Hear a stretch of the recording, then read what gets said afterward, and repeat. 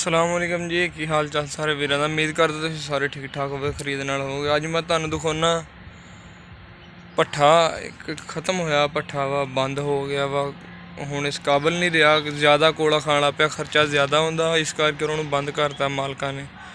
आओ तुहानूं अज विखाउणा की सूरत हाल हुंदी है।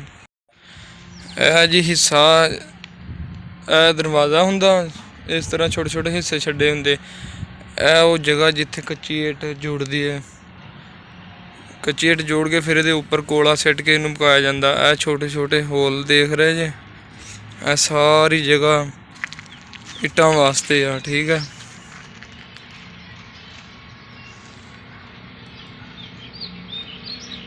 बंद हो चुका, खस्ता हाली दा शिकार हो गया वा, टुट भज गया वा, देखना तुसीं बंद करता उन्होंने। लेकिन हले भी जिस ठेकेदार ने लिया सी उहदे कोल 3 साल का टाइम, उहदे कोल ही 3 साल वास्ते, लेकिन वो यूज़ नहीं कर रहा, खत्म करता।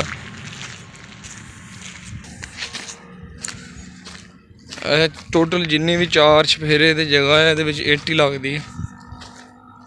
वेखो ना, हुण इस काबल ही नहीं रहा चलाया जाए। ये 7 लाख टोटल इट 4 चफेरे पैंदी है, और जिहड़े नवे भट्ठे चल रहे उन्होंने 10 लाख पैंदी है, और ये हुण पुराना हो गया, खर्चा बहुत ज़्यादा सी, इस करके उन्होंने बंद करता।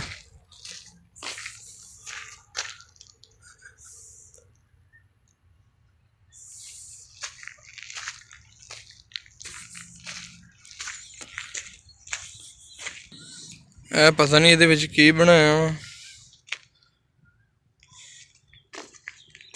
अगे चलते हैं, तुहानूं भी विखाउने की सूरत हाल है। टोटल ये गोल चक्कर हुंदा, 4 चफेरे इस तरह खाली जगह हुंदी, उहदे विच इट्टां जोड़दे, फिर इहदे उत्ते कोला सिट के इनूं पकाया जांदा।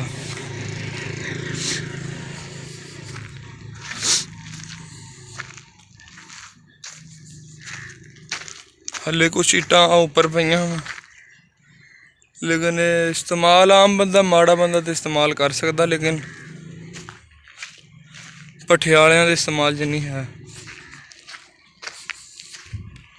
अगर किसी माड़े नूं दे दित्तियां जान यही इट्टां तो उहदा घर बन सकदा, क्योंकि माड़े बंदे बहुत सारे गरीब ने जिन्हों को गुंजाइश ही नहीं इट खरीदण दी। 13-14 हज़ार नूं कौन खरीदे, इस करके इस इट नाल कई घर बन सकते हैं।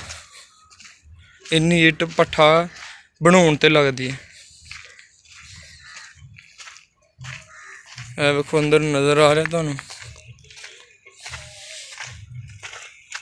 इस तरह अंदरों बिल्कुल खाली आ, और उपरों कोला सिटदे, फिर इहदे विच अग बलदी आ, सेक नाल इट्टां जिहड़ियां ओह बनदियां आ।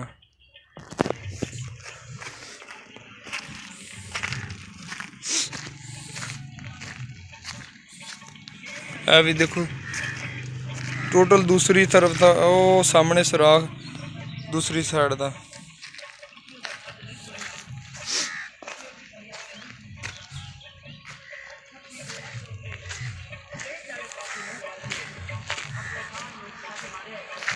बिल्कुल खत्म हो गया, 4 चफेरों खराब, खिलर गया, टुट भज गया।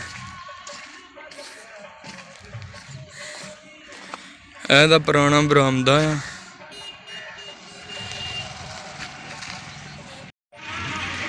बालियां सारियां दोबारा खत्म हो गई, टुट भज गई।